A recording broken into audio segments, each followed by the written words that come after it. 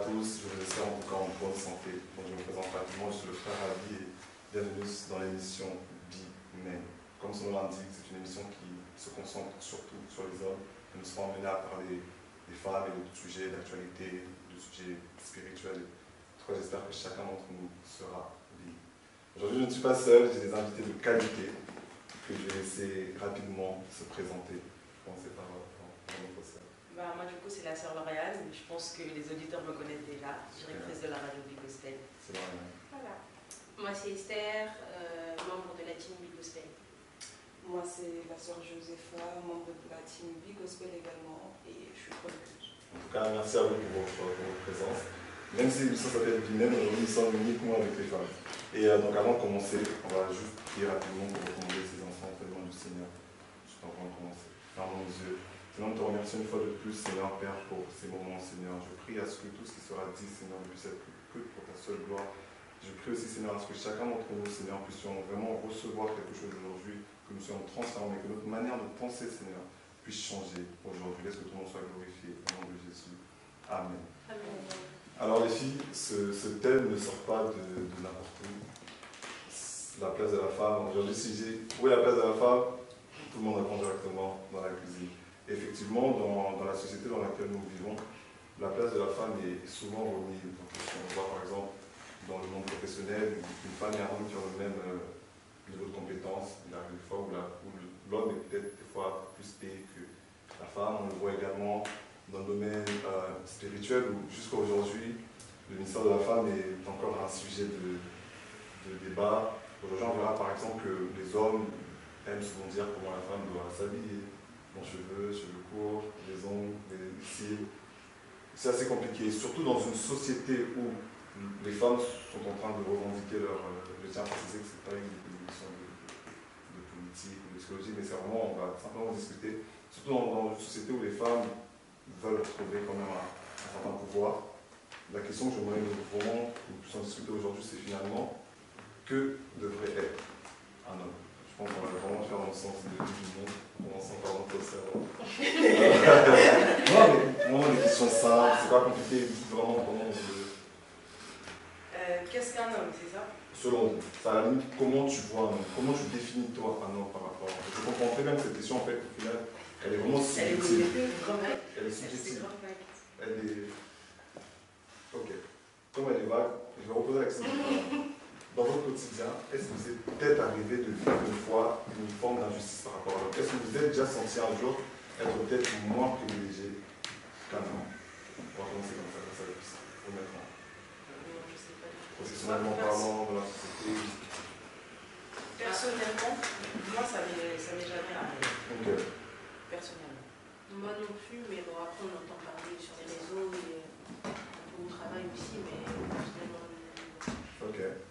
Moi, pour ma part, je pense que ça m'est arrivé. Non pas dans le monde du travail, non, mais c'est plus dans le ministère. Ok. Ça m'est déjà arrivé. Donc il y a les gars, on dit c'est une femme, elle ne doit pas faire ça, une femme ne doit pas. On va privilégier l'homme, on va faciliter l'homme et pas forcément la femme.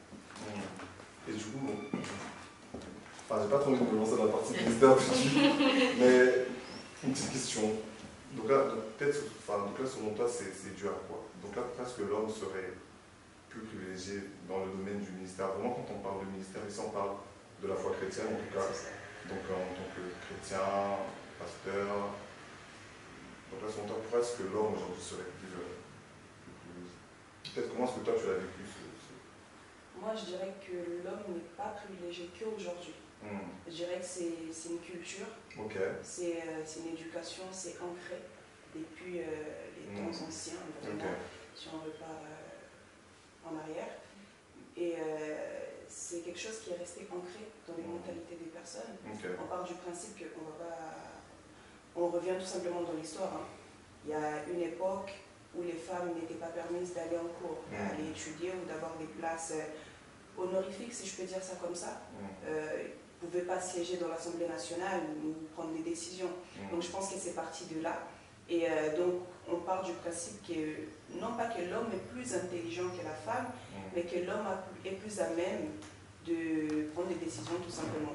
Donc la femme, ça va être celle qui a un comportement ou un caractère qui va peut-être pas forcément tenir de la société ou dans un cadre ou dans l'autre, tout simplement. Ok, donc ça veut dire que au nom femme, ils associent par exemple certains adjectifs. L'émotion. En fait, la femme, elle a toujours été vue comme le sexe faible. C'est ça. Si on regarde bien depuis, même pas que religieusement parlant, même dans la société, l'homme est connu pour être le sexe fort et la femme le sexe faible. Pourquoi? Parce qu'elle est plus émotive, parce que forcément elle prend plus les choses à cœur que les hommes. Ça, après, on peut dire que c'est des stéréotypes, mais c'est un peu vrai.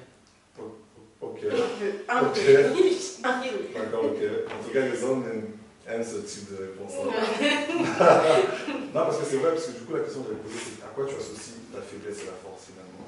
Est-ce que je suis un sexe fort parce que je suis fort physiquement, je suis fort émotionnellement? Parce qu'on se rend compte que, par exemple, dans un couple marié, finalement, même si l'homme a un peu cette posture de chef de famille, en vrai de vrai, entre nous, on sait que c'est plutôt les bros du sexe opposé qui sont en position de force parce qu'elles gèrent absolument tout, etc. Ça veut dire à quoi est-ce que toi tu associes ce terme peut-être fort ou sexe fort ou sexe fort? Après, moi, en fait, je pense que c'est une image qu'on a collée à l'homme. Okay. Pourquoi? Parce que, comme tu l'as dit, quand on rentre dans l'intimité d'un couple marié, on voit bien que c'est la femme qui, on va dire, gère le plus de choses. C'est la femme qui a un petit peu la tête partout. Et c'est la femme qui, on va dire, organise la maison. Donc, quand je dis que c'est un peu vrai, c'est par rapport à l'image que la société a collée à l'homme. Mais si on regarde bien et qu'on entre dans le fond, pour moi, la femme n'est pas vraiment le sexe faible. Au contraire. Mais par rapport aux émotions, c'est vrai qu'une femme, elle va être plus expressive. Une femme, lorsque quelque chose ne va pas bien, elle va vouloir en parler, elle va vouloir le montrer. Ce qui n'est pas forcément le cas de l'homme. Et je ne sais pourquoi, la société prend ces atouts-là et considère que l'homme est plus fort que la femme parce qu'il ne révèle pas forcément ses sentiments. Ok. Justement, enfin, c'est souvent une notion qui revient, c'est une pensée qui revient souvent. Il est souvent dit, de toute façon, c'est vous qui allez me confirmer, que l'homme est monosentimental. Monosentimental, dans quel sens? C'est qu'en fait, il n'exprime qu'un seul sentiment. Donc, tu verras que ça, je pense même, vous allez me dire, c'est peut-être aussi la société, comme vous venez de le dire, mais qui colle un peu à l'homme, cet aspect, je dirais, viril. Un homme ne doit pas pleurer. Un homme, même si ça se passe mal, il doit rester fort, etc. C'est que, donc là, finalement, vous, personnellement, ok, je vais prendre vraiment un cas d'exemple. Soyez sincères. Il y a un homme qui vient, soyons sincères, un homme qui vient, etc. Deux types d'hommes. Il y a par exemple, moi, un exemple, donc un homme fort, pas trop d'expression, charisme, comme vous allez bien me dire, etc. Et l'autre qui est un peu plus expressif, un peu plus, qui révèle un peu plus ses sentiments, sincèrement, aujourd'hui à l'heure actuelle. Vous partez vers l'homme qui est plutôt, qui met une certaine distance émotionnelle ou celui qui est plus sincèrement? Moi, je dirais que ça dépend de ce que tu recherches. Okay. Parce que y a des filles qui aimeraient des garçons assez virils, etc. Et puis il y a des femmes qui savent ce qu'elles veulent, qui aimeraient aussi une personne qui sait s'exprimer sur ses sentiments. Je pense que ça dépend de la catégorie de l'âge et aussi de ce que tu recherches. C'est pas vraiment une généralité pour tout ça. Moi, je pense que c'est ça. Moi, je pense que c'est une construction. Okay. Si on dit par rapport au choix de la femme, c'est une construction. La femme aura généralement, vous le savez certainement, tendance à choisir, psychologie, la femme aura certainement tendance à choisir en fait l'image de l'homme qu'elle a vu depuis sa tendre enfance. Le papa. Vous voyez, c'est quelque chose de construit, c'est une matière construite voilà. Donc elle va se diriger vers cette personne-là ou l'autre, soit viril, soit moins viril. En fait, ça dépendra de l'éducation qu'elle a eue. Et puis, au final, elle va choisir. Mais là, comme tu as posé la question en nous posant à nous, qui est-ce que nous allons choisir? Je ne vais pas parler en général. Moi, pour ma part, je partirais vers la personne la plus sensible. Parce que la virilité ne fait pas tout. Il y a des choses à gérer. Ce n'est pas la virilité qui va gérer. La virilité n'est pas synonyme d'intelligence ou de sagesse en soi. c'est beau, mais on va où après? La beauté, elle est éphémère finalement. Donc finalement, parce que ok, avant de partir sur ce donc-là, enfin, ça en train de partir. J'ai pas encore répondu. Mais moi, je dirais qu'aujourd'hui, généralement, après, je parle pas pour mon cas personnellement, mais si je devais choisir, je pense que j'irais vers l'homme qui cache un peu ses sentiments. Je m'explique. Okay.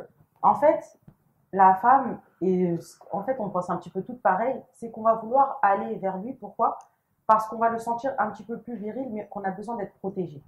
On se dit, comme nous, on est faible, nous, on révèle nos sentiments, on va vouloir aller vers celui qui, tu vois, qui peut tenir tête, qui voilà.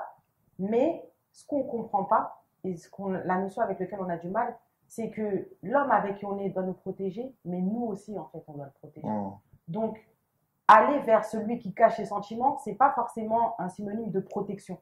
Okay. Et ça, des fois, on a du mal avec cette notion-là, je dirais.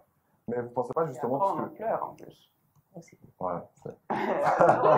oui, il faut dire la vérité, il faut dire ce qu'il est. Parce que généralement, la fille ou la femme, ce qu'elle cherche, c'est quelqu'un qui peut s'exprimer. Elle a la protection, oui, il y a la force, il y a le niveau financier, etc.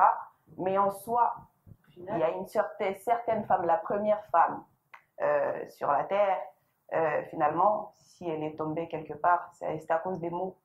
Vous savez, c'était la phrase. Et la femme ne cherche pas forcément, bien sûr c'est important, voilà, l'argent, mais je minimise pas. L'argent c'est super important, mais elle va chercher d'abord les mots, l'expression, la parole. Parce que finalement, elle ne sera pas à l'aise. Parce que c'est pour ça que je dis, je partirai vers la personne qui est, on va dire, émotive, mais il ne faut pas abuser non plus, il ne va pas pleurer chaque coin de rue. Mais voilà quoi. Mais après, à chacun ses émotions, c'est-à-dire que, donc là finalement, j'ai commencé par vous poser la question, comment est-ce que vous définissez l'homme? Au début, c'était, c'est-à-dire finalement, donc là, vous êtes en train de converger vers des adjectifs comme, à la limite, responsable, suffisamment responsable de votre sécurité affective, si j'ai bien compris. Donc, je ne vais pas avoir une personne qui saura gérer mes émotions. Oui, parce qu'en fait, dans un couple, en fait, il faut un équilibre. Tu vois? Parce que si la femme, déjà de base, elle est émotive et que l'homme est trop émotif, donc quand vous vous retrouvez face à une situation, vous deux, vous vous mettez à pleurer, tu vois, il y a un décalage. Mais forcément, est-ce que... donc là, ça part trop lent dans la psychologie. On va essayer d'en sortir un peu, parce que c'est vrai, justement, que les poids que les hommes ont aujourd'hui, parce que peut-être que les hommes n'en parlent pas. Aujourd'hui, je suis porte-parole des hommes. Ça va bien se passer. Par exemple, en fait, c'est que... donc là, contrairement à vous, les femmes, où c'est un peu plus facile d'exprimer ce que vous ressentez, un homme aujourd'hui, comme vous venez de le dire, même, donc là, Josépha l'a dit, peut-être un homme qui...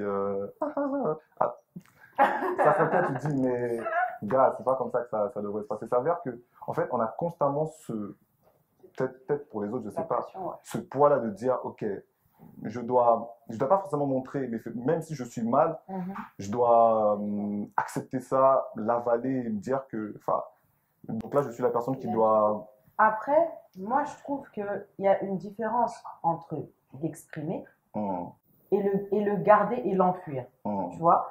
Un homme qui va exprimer, exemple, qui a un mal-être ou qui a quelque chose, ça ne fait pas forcément de lui quelqu'un de faible. Tu vois, tu le dis, mais après, là, il faut faire la différence. Comme Josépha l'a dit, un homme qui va pleurer à tout bout de champ, c'est différent. C'est différent. Et c'est pour ça que, bon, après, là, on va dévier si je continue, mais ça part aussi, tu vois, c'est de la communication. C'est de la communication. On ne demande pas à un homme d'être un macho, du genre, que c'est moi, de porter tout sur ses épaules, sans relâcher un peu la pression. Parce qu'un homme doit relâcher la pression, on est humain avant tout, tu vois. Mais il faut, je dirais, un juste milieu, tu vois. Ok. Donc, les hommes, en gros, si vous entendez ce que nos bourreaux du sexe opposé sont en train de dire, c'est que cette posture de homme insensible, c'est pas forcément ça finalement que la femme attend.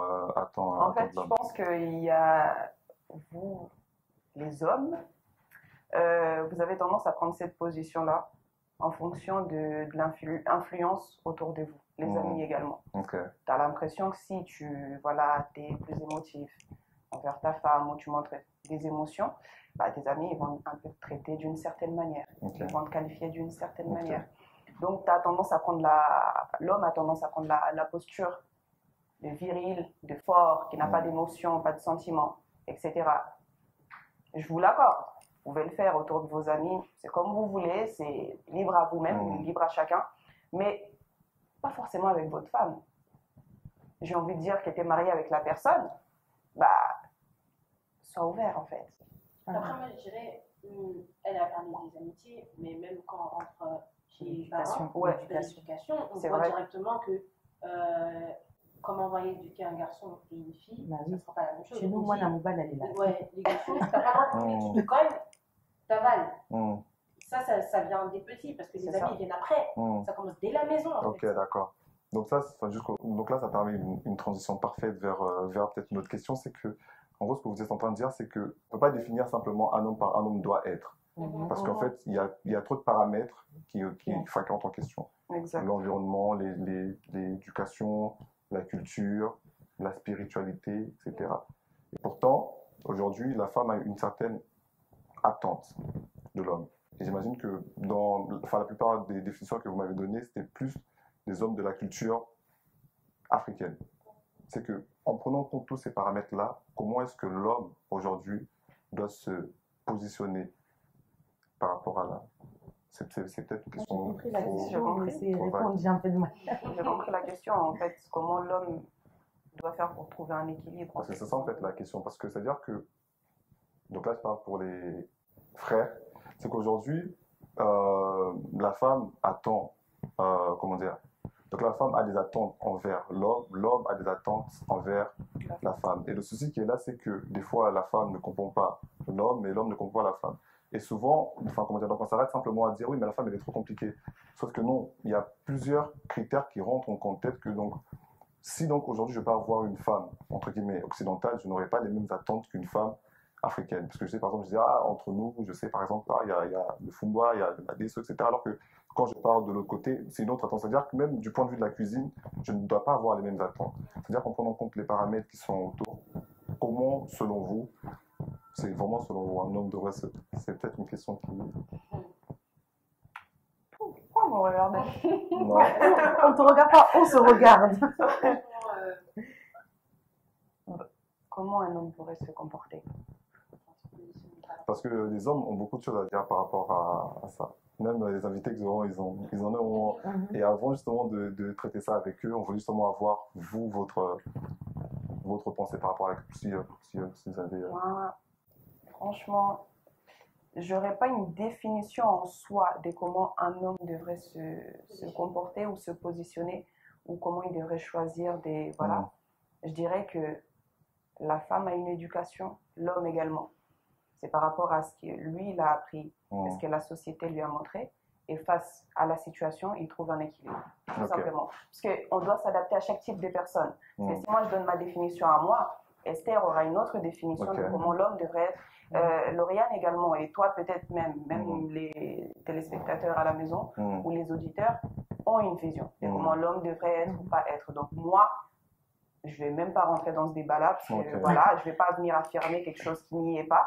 Je vais dire que chaque homme, chaque femme doit savoir être équilibré, tout simplement en faisant la balance en vue de la situation devant elle. Prendre ce qui est à prendre. Voilà, et laisser ce qu'il y a à laisser. Et moi, je dirais qu'aussi, tout passe par la communication. Tu vois? Donc, par exemple, moi, demain, je vais me marier. Je sais que la personne a une éducation totalement différente de la mienne, a des habitudes totalement différentes de la mienne, a une personnalité tout simplement différente de la mienne.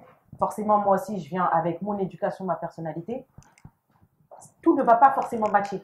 Tu vois, ça va pas matcher. Ça va pas matcher parce que on va pas. C'est impossible que on va voir la vie exactement pareil, se comporter exactement de la même façon, avoir la même éducation dans nos familles. Tu vois, je pense que c'est rare. C'est peut-être pas impossible, mais c'est rare. Mais tu vois, tout va passer par la communication. Comme Esther, elle a dit, il y aura des concessions. Parce qu'il y a certaines choses que avant je faisais, mais là, par rapport à la personne, j'accepte de ne plus le faire. Tu vois, ça va vraiment être un échange pour que, justement, il y ait ce que Josépha, elle a dit, un équilibre. Tu Tu vois? D'accord, ok. Donc finalement, ce que je comprends, c'est qu'il n'y a pas de notion générale. Il n'y a pas de notion un générale homme pour toutes les femmes. C'est ça. Mais moi, je dirais que l'homme doit apprendre à communiquer. À communiquer. Parce qu'il ne communique pas assez. Il ne communique pas assez. Et la femme, comme on a l'habitude de dire, la femme aime beaucoup parler. La femme aime beaucoup parler. La femme, quand elle a un problème, elle va le dire. La femme, quand il y a quelque chose qui va, elle va le dire. Quand il y a quelque chose qui ne va pas, elle va le dire. Quand elle aimerait que ça soit fait comme ça et pas comme ça, elle va le dire. Mais l'homme, il faut deviner. Il ne va pas forcément le dire. Il y a une légende qui dit que la femme ne se comprend même pas elle-même. Moi, personnellement, dans mon cas, je dis bien que c'est une légende. C'est faux. C'est une légende. Par exemple, personnellement, j'ai eu à vivre des expériences, avoir une copine. Et la phrase souvent qui revient, c'est que, et même les femmes aiment même le dire, c'est que, par exemple, je te dis, Lauriane, est-ce que tu veux manger? Tu me dis, non, j'ai pas faim. Je te dis, ok. Ah bon? Attends, comme ça, tu forces même pas. C'est-à-dire que, ce qui revient souvent, c'est que la femme a un double langage, un triple langage, voire même, c'est-à-dire même elle-même, c'est-à-dire qu'il y a des sous-messages à l'intérieur. Comment est-ce qu'aujourd'hui, tu peux dire, par exemple, que la communication, donc comment est-ce qu'un homme doit gérer la communication avec une femme si il part même du principe qu'elle-même, elle ne se comprend? La femme, elle se comprend. Vous avez toujours, les hommes ont toujours tendance à dire que la femme, elle est compliquée, mais en fait, la femme, je trouve, après c'est peut-être parce que je suis une femme, mais on n'est pas si compliqué que ça. Non, mais moi j'ai envie de répondre à cette question tout simplement par une autre question. Comment l'homme arrivera, c'est ça la question, non? Arrivera à savoir que la femme veut telle chose ou pas si la femme ne se comprend pas elle-même? Comment la femme fait pour comprendre l'homme alors que l'homme ne communique pas? Mais c'est quoi pour vous la communication finalement? Qu'est-ce que vous attendez? Enfin, si jamais vous pouvez juste peut-être donner des exemples de ce que vous mettez là. Moi, je veux dire un exemple. Par exemple, tout simplement, l'exemple que tu as donné, je veux revenir sur ça. L'homme dit à la femme, oui, tu veux manger, t'as faim? Elle dit non. Et après, elle dit, t'insistes pas.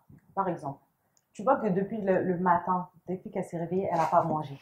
Elle n'a pas mangé. Jusqu'à il est 18h.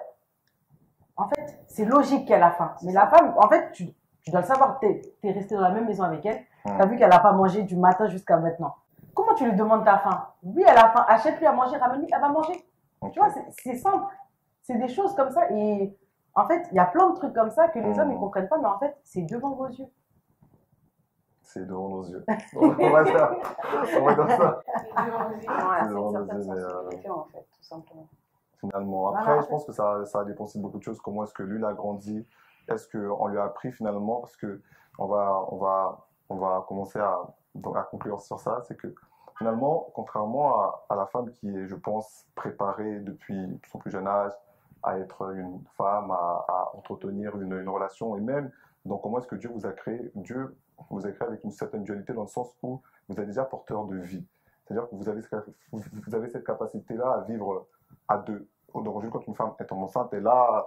Alors qu'un homme, c'est différent. Et surtout même dans notre culture africaine, parce que c'est vrai que ce que vous venez de dire, c'est vrai, mais que dans la culture... Parce que j'ai des amis, par exemple, de la partie occidentale, ils sont exactement comme vous venez de le dire.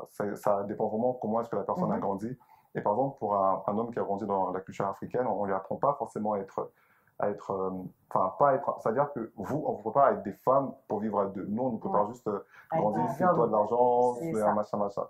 Je pense qu'il y a une communication, mais aussi un travail que la femme et l'homme doivent faire de leur côté pour pouvoir... donc, pour terminer, est-ce que vous avez peut-être 2-3 mots à faire, peut-être 2-3 messages à faire passer aux hommes, parce qu'ils vont vous dire sur ça. Là. Communiquer. Communication. Je pense que chacun, comme tu as dit, doit faire sa part. La femme essaie de comprendre l'homme et l'homme essaie de comprendre la femme et de communiquer, bien sûr. Moi, je ne vais pas blâmer les hommes, je vais blâmer les mères. La mère, elle donne vie. C'est à elle d'apprendre à l'homme. Une femme n'aime pas ça. Quand tu es chez toi, fais ça. Fais plutôt autre chose ou pas. Et je suis presque sûre qu'il y a des mamans qui l'ont fait. Et les hommes étant têtus, n'ont jamais vraiment suivi parce que la rue, parce que la cité leur a appris autre chose. Donc, il serait temps de grandir et de revenir sur les bases. C'est tout ce que j'aurais à dire. Et pour finir, la place de la femme n'est pas à la cuisine. Voilà. Et en tout cas, moi je prends note. Les hommes, vous avez écouté. Vraiment, je vous remercie les filles pour cet échange. Les questions n'étaient pas forcément faciles. Je les ai pris un peu par surprise. Mais en tout cas, ça a été vraiment... Enfin, donc là, ça venait vraiment du cœur. Et de toute façon, avec les hommes, on se retrouve, nous, pour la prochaine émission. On va vraiment parler de tout ce qui a été dit aujourd'hui. Je me suis retenu moi aussi en tant qu'homme, c'était dur, mais la communication, il fallait écouter, et donc on en discutera tranquillement. Donc je prie rapidement pour qu'on puisse clôturer. Seigneur, nous te remercions encore pour ces moments, Seigneur. Je prie, Seigneur Tout-Puissant, que nous puissions tous être bénis, Seigneur Tout-Puissant, par cette échange, que nous puissions tous être transformés, que nous puissions tous faire un travail en nous afin d'être des personnes meilleures, aussi bien pour nous que pour nos bros du sexe opposé. Est-ce que ton nom soit glorifié au nom de Jésus. Amen. Soyez bénis. Amen.